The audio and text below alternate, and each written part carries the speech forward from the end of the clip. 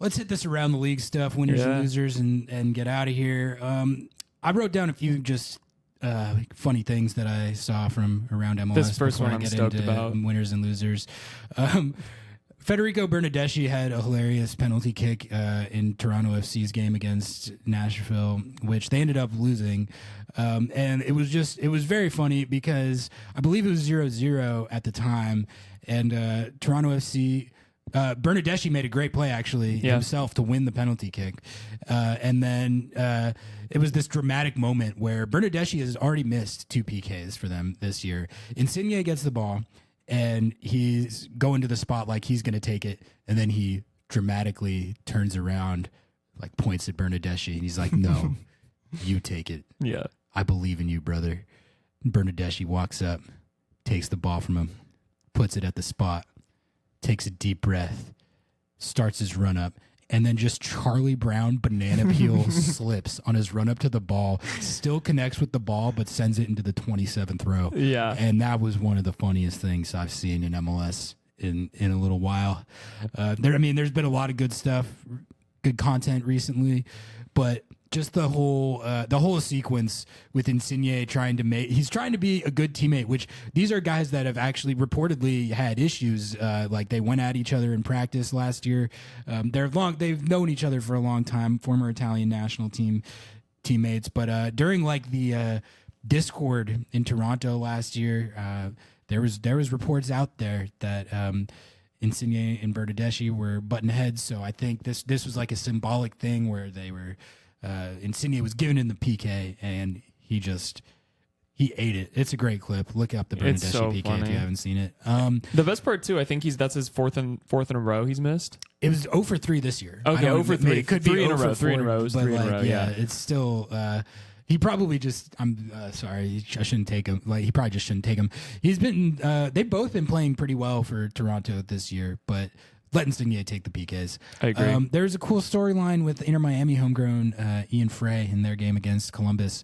Now, this kid, he's like 19 or 20, and he's a decently highly touted Inter Miami academy product center back. And this kid has done his ACL 3 years in a row. When I was looking it up last night, I thought it was 2 in a row. It's 3. So like dating back to his academy days, he tore one, I believe, when he was in the academy. Then he tore it as a rookie the next year. And then after he came back from that last year, he tore it again. He tore another one again. So and you guys think Jordan Morris is bad? Yeah. I mean, and he's only like, I think he might be 20 or 21. So he's coming off 3 ACLs in a row. So finally gets back on the field last night, and like 5 minutes into the game against the Crew, he scores a goal, and it was a heartwarming little moment to say. You could tell how happy he was when he tore it.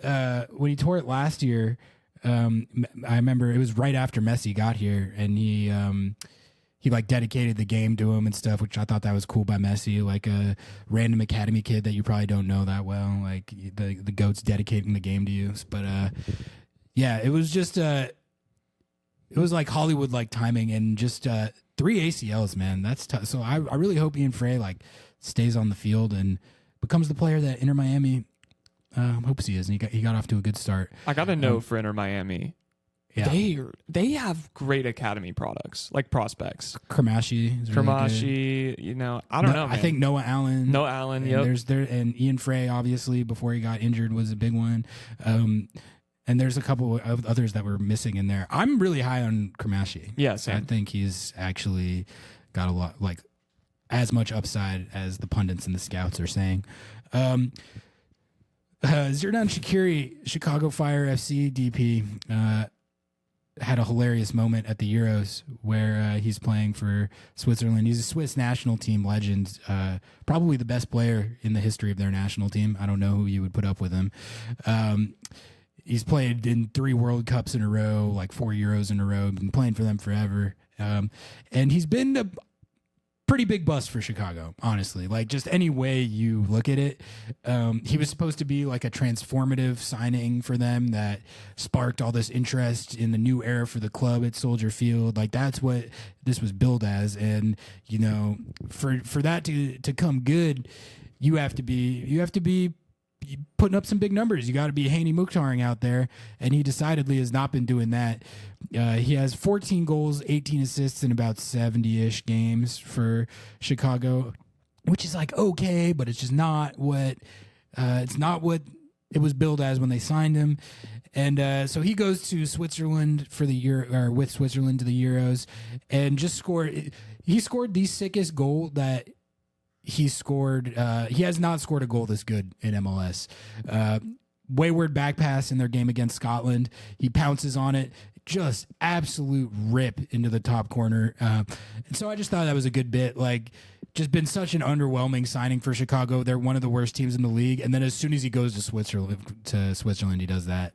Yeah, he just becomes like the greatest player you've ever seen. Honestly, it's kind of the perfect situation though, because you have a player who's just not playing well in MLS is kind of a bust, and a team who's probably wouldn't be mad to ship him, and now he's like, oh yeah, you have to imagine they're like dying to ship him. Yeah, they've got to be like so stoked that he's killing into the Euros, because they're like, all right, stonks are going up, baby. Yeah, that's a good point. I'd be very surprised honestly if they don't execute on that soon, because the Fire, I don't know, they need a jolt. Yeah. That was all I had for just the random headlines. Let's hit these winners and losers and then get out of here. For winners, I got FC Dallas, Seattle's upcoming opponent. Hung 5 goals on Minnesota United, which I know that they're pretty shorthanded and depleted right now.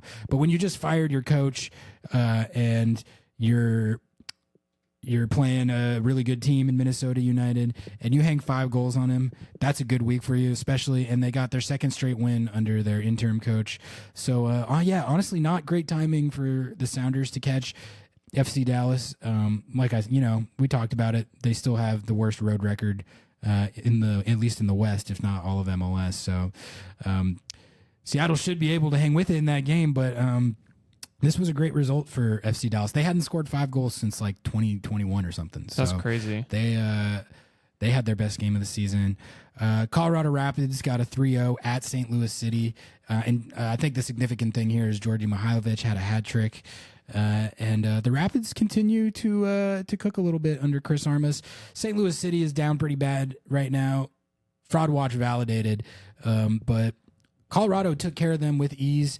And it seems like this Mihailovic signing, which I thought was like a good move. That's a pretty high percentage signing. Yeah. You have a guy who's been provenly a very productive number 10 in the league, that, seem motivated and, can excel in MLS. So I thought that was a good signing at the time. And with games like this, that's proving to be the case. And Djordje Mihailovic is cooking for the Rapids. And then I also got the LA Galaxy. I said it last week that I thought that they were back. They played NYCFC at home, cruised to a pretty easy, honestly, 2-0 victory with no Riqui Puig. That's the important thing. But they got Joey Paints back. They got Gabriel Peck back. They got Joveljic scored a goal in this game. Diego Fagundes scored a nice goal in this game. And I just still think when I watch them play, man, like, they look like such a buzzsaw sometimes, and I was disappointed that in the last few weeks they hadn't been performing up to that level. With Joey Paints injured, and Riqui Puig has been out with the groin injury now, but like the Galaxy are they're buzzsawing again. So I mean, everybody watch out. I am telling you, when they are on their game, it is the best attack in the league this side of Inter Miami. Let's get to the losers.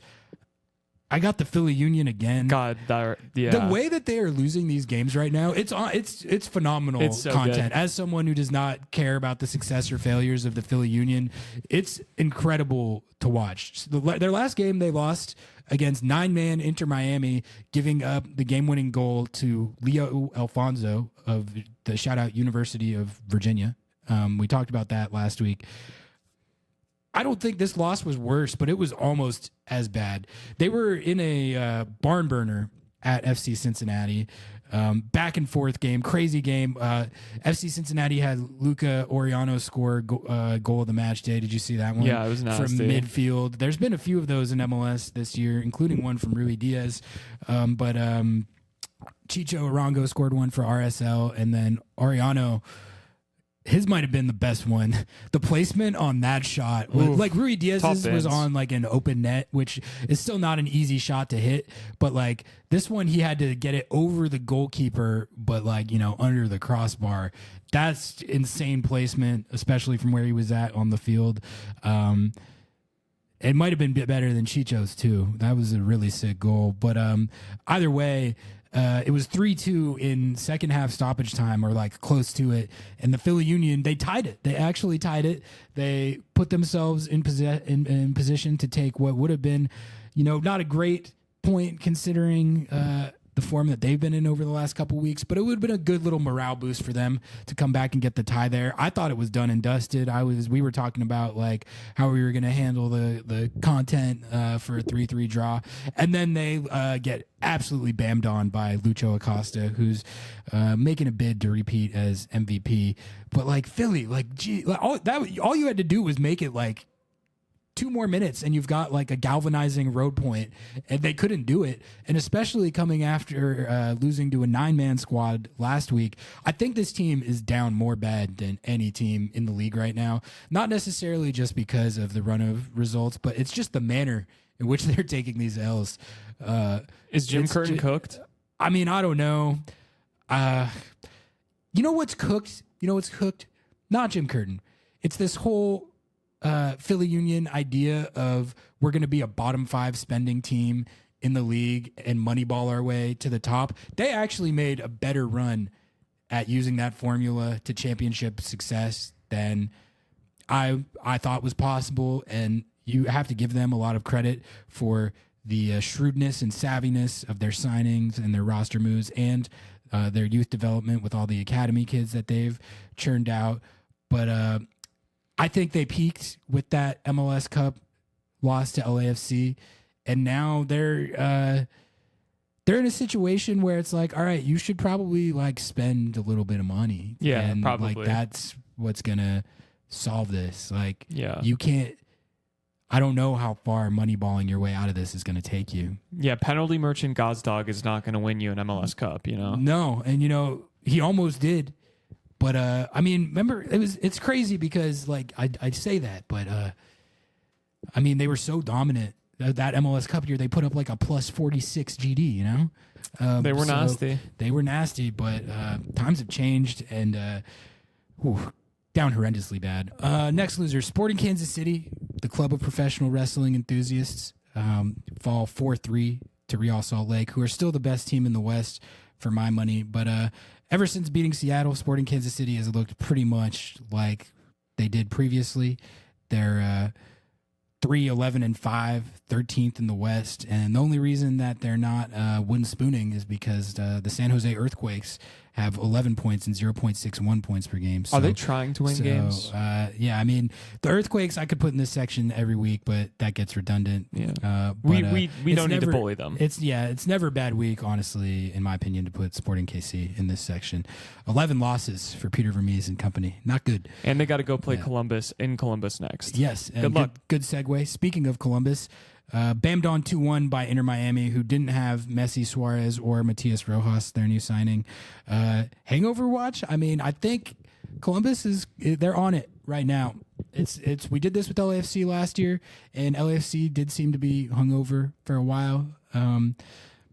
But they kind of proved to not be that hungover ultimately. They ended up beating the Sounders in the playoffs. But Columbus, I don't know. The vibes just seem a little deflated, honestly, since CCC. Poopgate? Yeah, exactly. Their GM left for some company that runs an EPL and like a Scottish team. They got a new guy who seems to be pretty, like they promoted internally, and that guy actually seems to be a good hire, but it's like Tim Bez was one of the best in the league. Yeah. And then they're also Aiden Morris is supposedly leaving. That deal is done, I think.